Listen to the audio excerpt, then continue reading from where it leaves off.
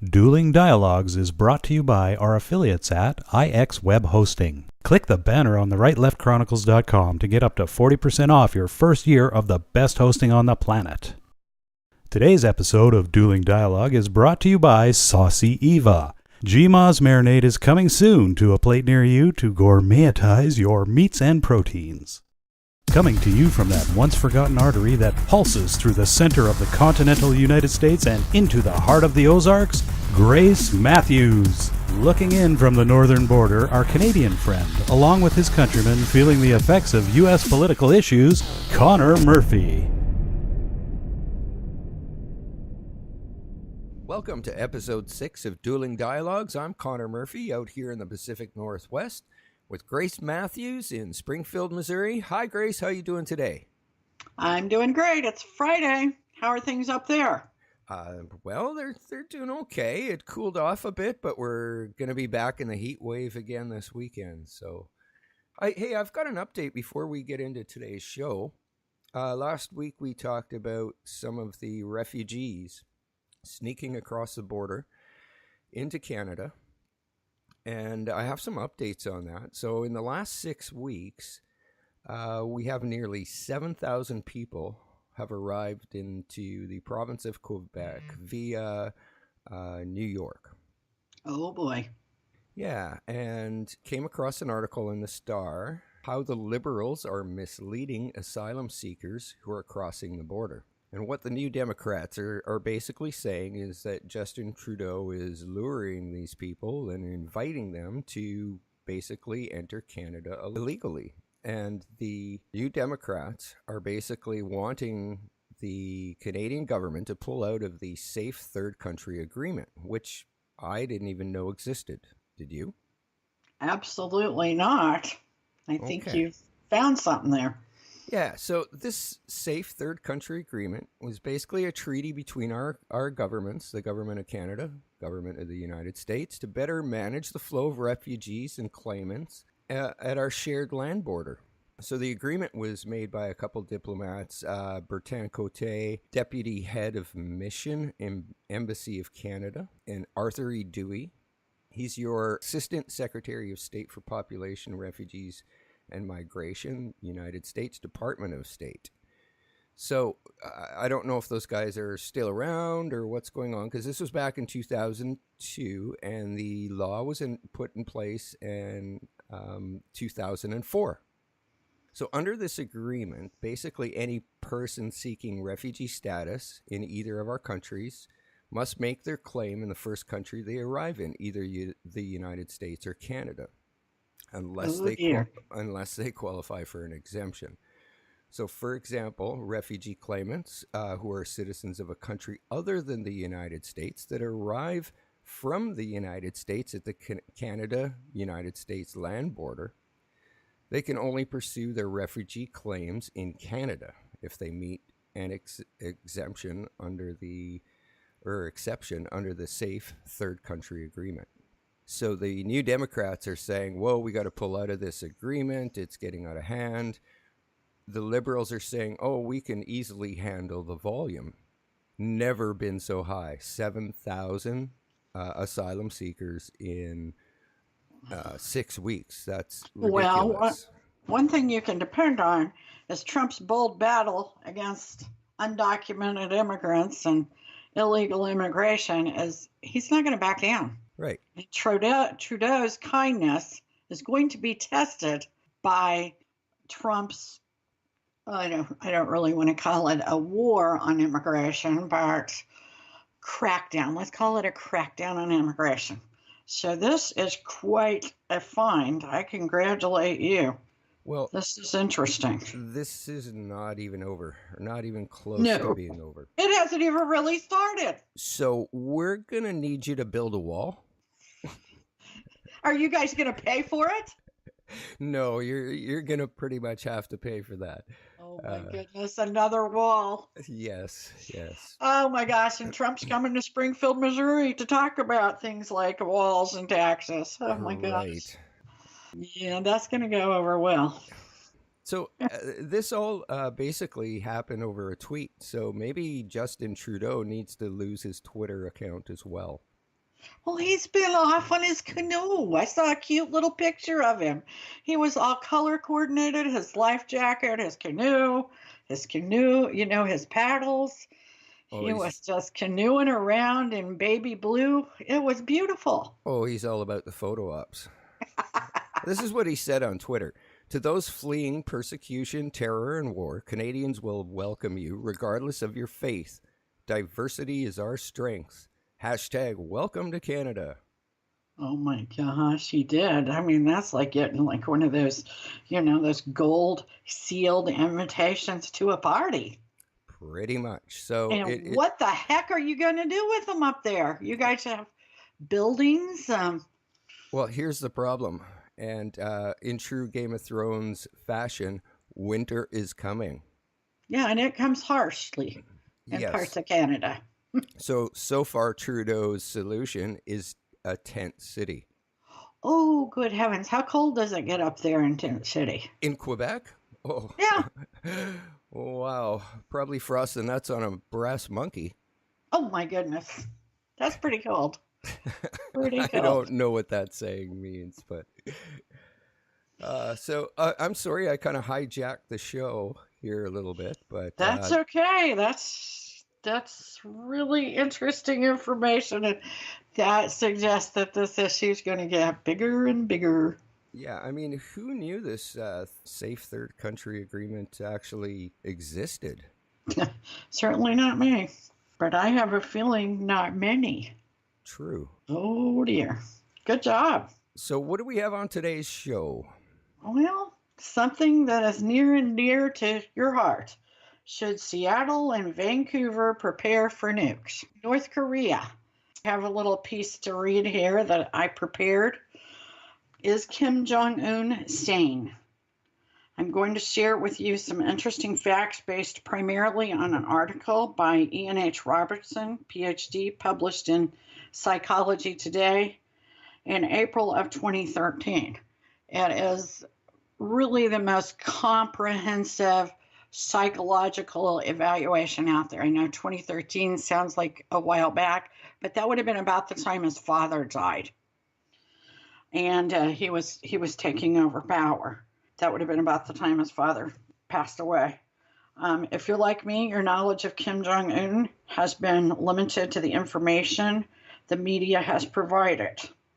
Until I did my own research, I believe that Kim Jong-un had never left North Korea, and that's just not true. According to Dr. Roberts, Kim Jong-un is anything but insane, and is in fact, I quote, rational.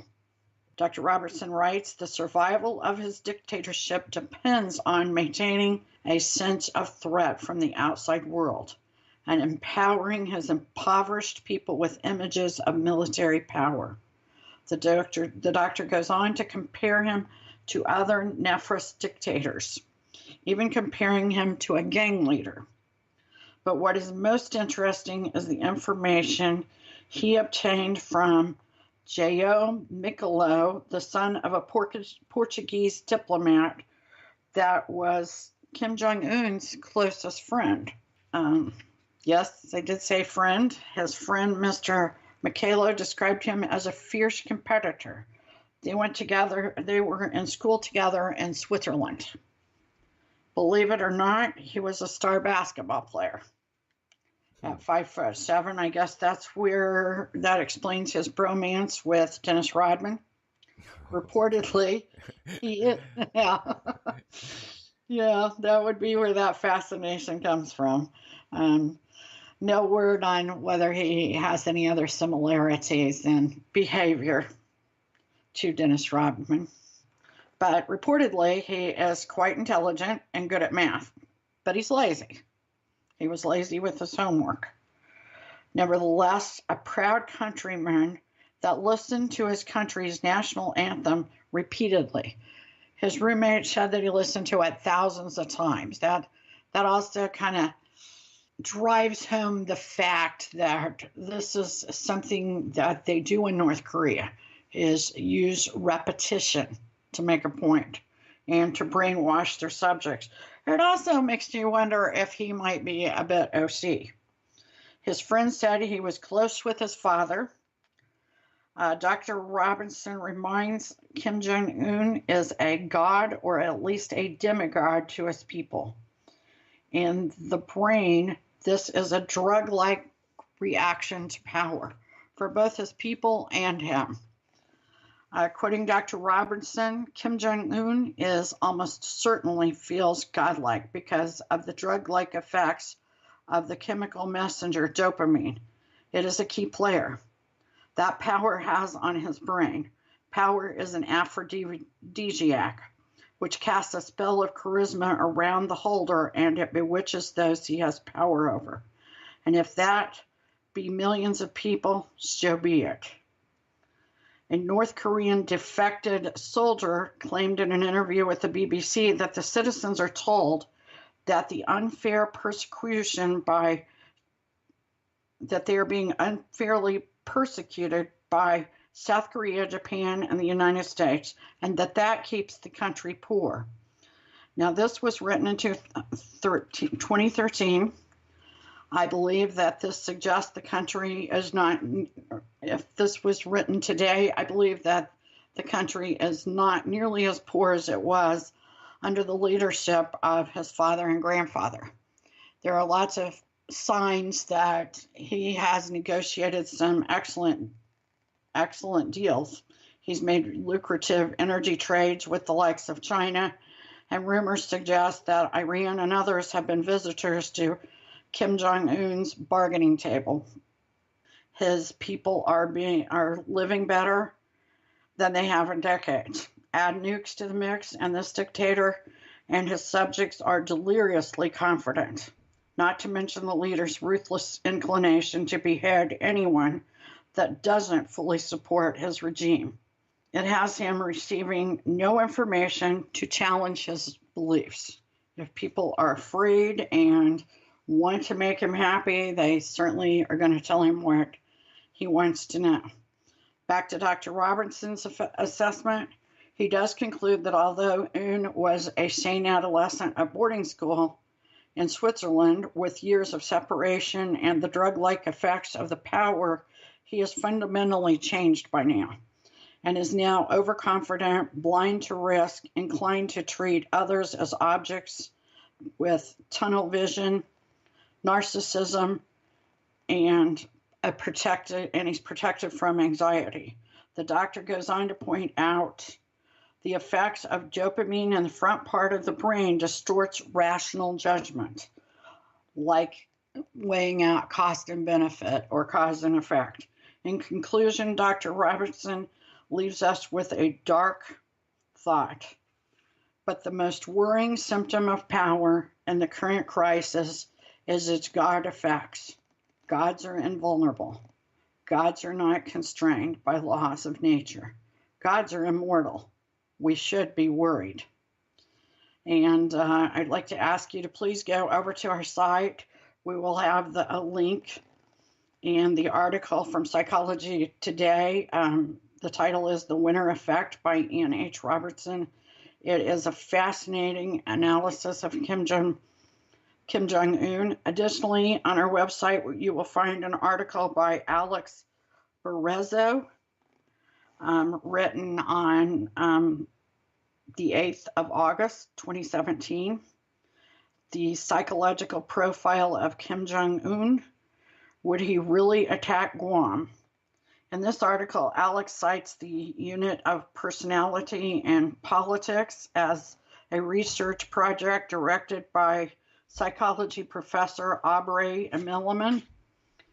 The project's page dedicated to Kim Jong-un is, in my opinion, a cush, somewhat PC assessment of the dictator. From the article, I'm surmising the author feels the same. In these potentially catastrophic situations with nukes and possibly biological weapons, can we afford to be politically correct, Connor? To be totally honest, when we first talked about this, I wasn't worried at all until I started looking around and doing my own research. And this is a scary, scary situation. And it's not just me. This is obviously all of Canada. On Tuesday, a special committee met and discussed the issues with North Korea and the possibility of missiles hitting us here on the West Coast. Absolutely. So they came up with the same conclusion that happened in 2005 when they last met, and that was Stephen Harper was his government in power then. And they basically decided to opt out of the missile defense system. Oh dear.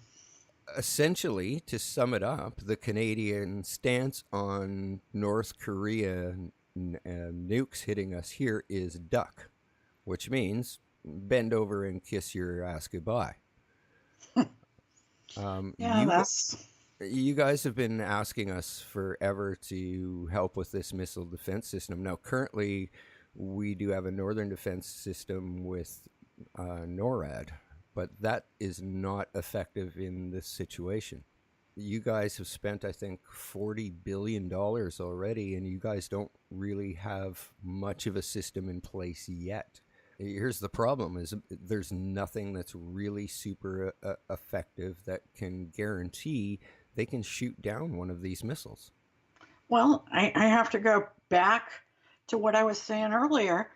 We didn't worry too much about Kim Jong-il, but Right. His son, Kim Jong-un, is really twice the dictator. His And people twice as are. scary. He is, because he is somewhat intellectual. He can even be charming. I mean, it takes a little charm to make a deal. You need some charm. He's got it. I think he could also eat twice as many donuts as his dad. Apparently, he had quite an experience eating French cheese, but that's another story for another day. It's rather gross. I can only guess. Yeah. We don't need to go way there. too much cheese. Yes. So, in a very short time, he has mastered what his father and his grandfather could, and that's two important things: nukes and food. His people are eating better because he's selling off energy, and I still say, where did he find the scientists? North Korea and Iran, ironically, met the race for nukes at the same time. It's obviously either coming from another country or who knows. I mean, everything's out there on the internet. Yeah, I guess so. It's not unreal to think that they have not done this themselves.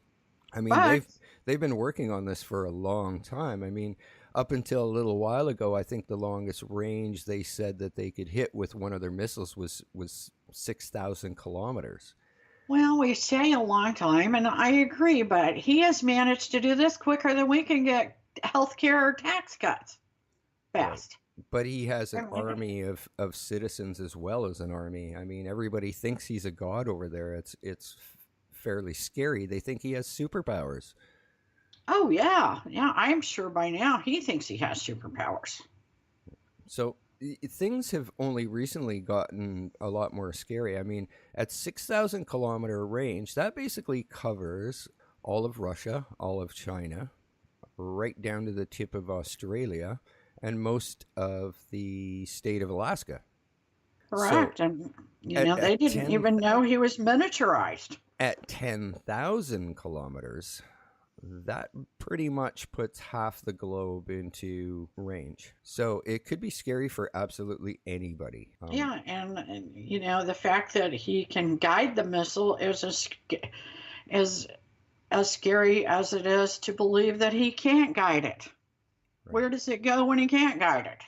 That's exactly where we're at right now. He's saying that he's got a 10,000 kilometer range. Experts say that there is a very little chance that they have a guidance system accurate enough to strike like a really precise target.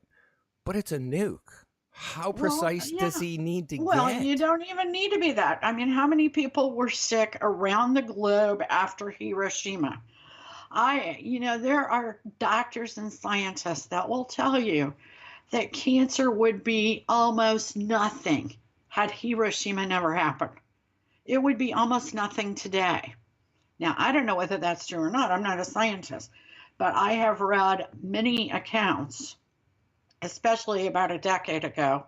That was a very popular belief that Hiroshima unleashed cancer to monumental proportions. So you're right, but that is why, though, that Canada needs to be concerned. He's not going to shoot at Canada, but if he misses, even Los Angeles, Canada could be the target, by default. And so you guys had very little reason to prepare for this, except in the event of a misfire. Close only counts in horseshoes and hand grenades, also counts in nukes. You're right. We need to add nukes to that list. Well, I got really curious, and I wanted to know what probability or the odds were. So I did find a neat article by the Business Insider, and it's an article interview with Lauren Grego. She's a senior scientist in the Global Security Program at the Union of Concerned Scientists. So essentially, there's this group of scientists, they get together and they all discuss and calculate the, in this case, single shot kill probability. So they take all things into account, and it's unlikely to be higher than 50%, even in optimistic conditions. So that's a one shot, but many don't think he's going to take one shot. If he's going to shoot, he's going to shoot all his missiles. Right. That makes sense. Will he?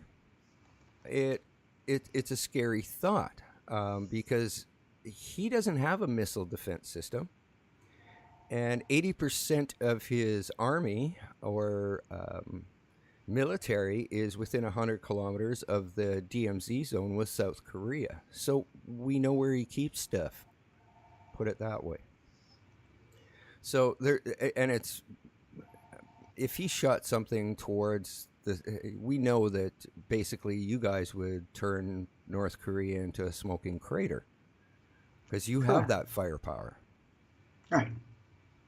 So this is a lot of probability and guessing, but when all is said and done, it's a scary, uncomfortably high percentage, like around 72%, which is a scary thing. Well, that's pretty high. Well, and one thing that Dr. Robertson pointed out is that you have to look at him so high on dopamine. You would have to compare that to someone that has a cocaine habit. That is how he's operating day to day in this drug-like existence, a drug-induced existence that is simply based on the power and the dopamine that is released as an effect of the power he actually has. So he is essentially making decisions under the influence. So, if you know an old coke addict, that would be what you could compare his decision-making skills to. Yeah, well, all day, every day, somebody's probably pumping sunshine up his ass. There is no doubt about it. I mean, he had his uncle killed. He had his half-brother killed. Yeah, he wouldn't stop at anything. Yeah. If you'll kill your family, you'll kill anybody. There's no doubt about it. Here's what they're kind of saying. If they don't have the guidance system, by the time they do have a accurate enough guidance strike system, by that time you guys will have some sort of missile defense system in place. They are guessing. And we'll just duck here in BC. Yeah. Well, I'm a little nervous about the upcoming Labor Day weekend because he, much like ISIS, loves symbolic days. The last time he tested a missile was on the 4th of July.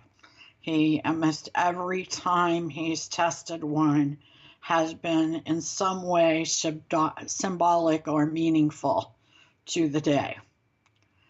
So my guess is he sends anything up.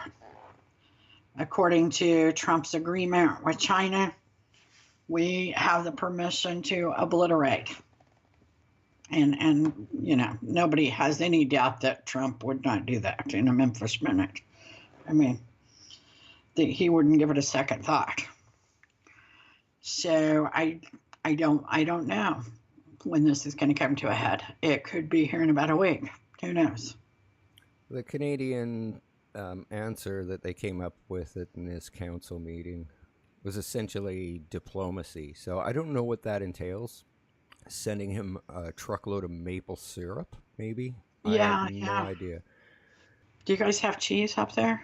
Oh, we got all kinds of good cheese. Yeah, you might want to throw some cheese in there. Yeah. Maybe some good chocolates, Yes. That would win me over, but, Please don't nuke us. Yeah. Here's a heart-shaped box. Here's your gift basket. Yeah, here's your gift basket. Maybe we can get Rodman to deliver it. You know what? That's a great idea. He's such a diplomat. Oh, wait. Yeah, Trump already fired him, didn't he? Oh, that's right. It's a small world, isn't it? Yes, it is. Isn't it funny that all of these people are now players in this game of life? You bet. Well, Grace. Oh, my goodness. Well, Grace, I think it's about time. Is it happy hour time? It's happy hour time. Okay. All right, Grace. Have a great weekend and update us on that Springfield meeting possibly next week. Absolutely. I will be doing that. Okay. All right. You have a great weekend, Grace. You too. We don't always agree, but after all, life's a journey. Godspeed, my friends. Godspeed. Thanks for listening. Dueling Dialogues is brought to you by our affiliates at IX Web Hosting. Click the banner on the rightleftchronicles.com to get up to 40% off your first year of the best hosting on the planet. Today's episode of Dueling Dialogue is brought to you by Saucy Eva.